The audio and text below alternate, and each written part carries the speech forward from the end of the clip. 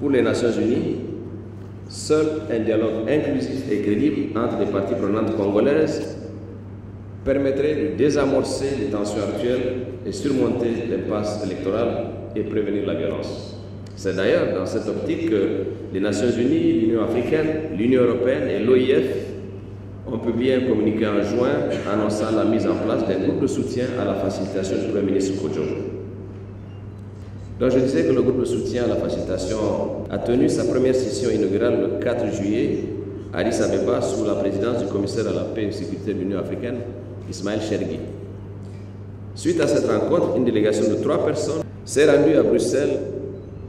où elle a rencontré le patriarche Tshisekedi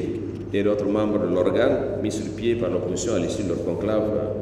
de Djemval. Les discussions ont porté sur les conditions à créer pour le lancement du dialogue national et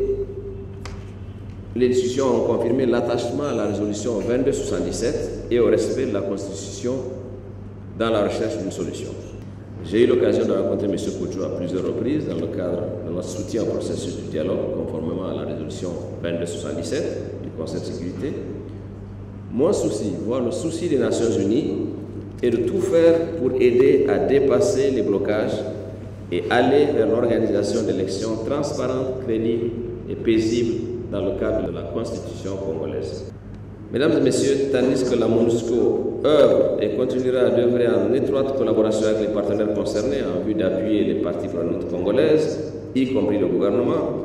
l'opposition et la société civile pour sortir de cette impasse, il est de ma responsabilité d'alerter les uns les autres que nous ne pouvons pas nous permettre d'hypothéquer